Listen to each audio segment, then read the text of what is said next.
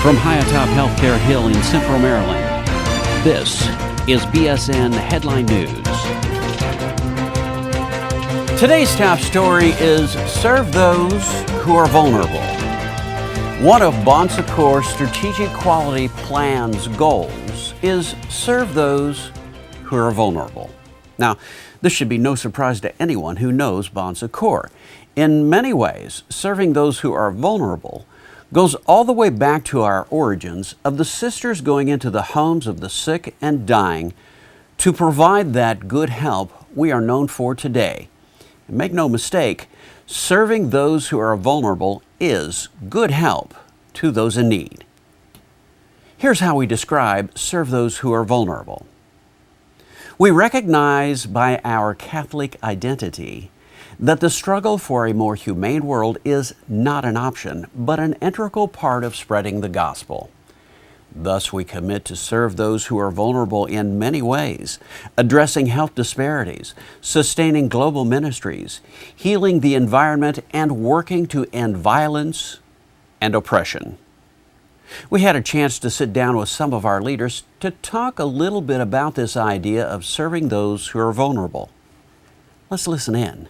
We talk about having working toward creating a more humane world, which is part of the mission of Bon Secours Ministries, and it's also a part of the tradition of the Sisters of Bon Secours. It's also a call of the gospel. It really gets to us when we're looking at areas that we're concerned about, like gun control and trafficking of humans, which is morally wrong. The worldwide needs of the poor and marginalized are overwhelming. So this is still a very important goal in our SQP. But how is it that we, as an organization that has power and money and are influencing in the communities, how is it that we use what we have for good to contribute to the wellness of a community and the wholeness of a community that works toward peace and works to dispel violence? The importance, again, is not to always think that our organization has the solution to a major problem like violence. We should be looking to partner with groups that may be a little bit ahead of us or those that are willing to join and really to bring our energy, resources together to have a bigger impact around the world. Yes, I think, again, as a reminder, of who we are called to serve and those on the fringe and the most vulnerable. And I think we don't want to forget those. We have an imperative to continue to serve. Bon Secours' Catholic identity has been around for a long time, and we don't see it going anywhere anytime soon. The vulnerable will always need the help of those who can. And while we can't do it all, we can be good help to those in need. In other news, January is Human Trafficking Awareness Month. And as you might suspect, human trafficking is both violent and oppressive. But how can we find out more about human trafficking to help raise awareness? To get the answer to that question, we enlisted the help of Sister Mary Beth Ham from the Office of the Congregation of Bon Secours of Paris. This is getting interesting. My name is Sister Mary Beth Ham. I am a sister of St. Joseph from Chestnut Hill, Philadelphia, and I have been recently hired by the Sisters of Bon Secours to do their peace and justice work. And so my official title is Coordinator for Justice, Peace, and Integrity of Creation for the Congregation of the Sisters of Bon Secours. Well, the Sisters of Bon Secours at their recent chapter identified particular focuses that they would be interested in putting their energies for the next 5 years, and crying out about human trafficking is one of those issues. Technically, the definition of human trafficking is the recruitment, the harboring, the receipt of people through force, fraud, coercion, abduction, for the purposes of some kind of exploitation. It's really called modern-day slavery, and statistics say there are about 27 million people who are currently enslaved. Almost every country in the world is either a source point for human trafficking, a transit point, or a destination point. Culturally, in some ways, we have become desensitized, and so we live in a culture where sex is glorified. You know, when we think of poor countries, there are some families that are so desperate, they will sell a child for $40. So how do you know? How would you know?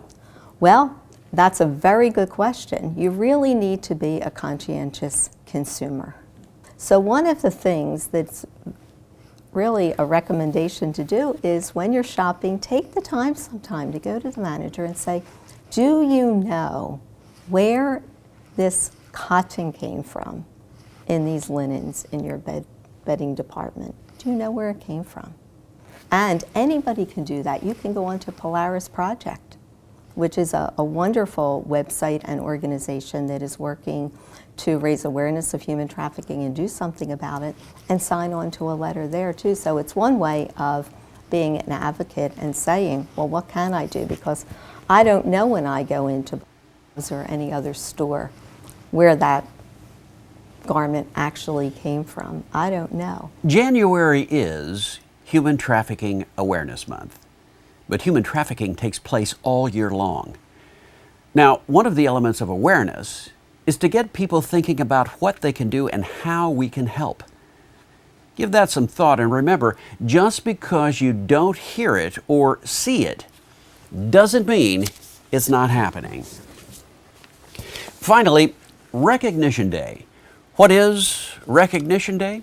Well, let's go back to 1824 in Paris, a time of devastation during the French Revolution. Then a group of 12 women, led by the Spirit, came together to form the Congregation of the Sisters of Bon Secours, French for good help. The sisters left behind the security of their cloister to nurse the sick and dying in their homes.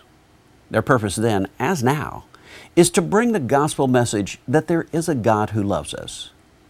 Recognition Day celebrates the ministry of the Sisters of Bon Secours and the gifts of the system's co-workers in ministry. This year, Recognition Day is celebrated throughout Bon Secours Health System on January 25th, unless, of course, there's a blizzard. Regardless, each local system celebrates in their own way, including prayer services, a moment of recognition to thank co-workers in ministry, or assembling to share a meal and stories of co-workers who have marked significant milestones with Bon Secours. But however you celebrate Recognition Day, the Recognition Day celebration of Bon Secours celebrates Bon Secours' heritage of being good help to those in need. The ministry of the Sisters of Bon Secours began in 1824 and continues today through you and your co-workers. From all of us here at BSN Headline News, thank you for everything you do every day. It's nice to be recognized. Well, that's it for this week. Stay tuned to this portal for future up-to-the-minute information on these and other stories on BSN Headline News. I'm Dave Schlachter. Thanks for joining us. BSN Headline News is a production of Bon Secours Productions and is solely responsible for its content.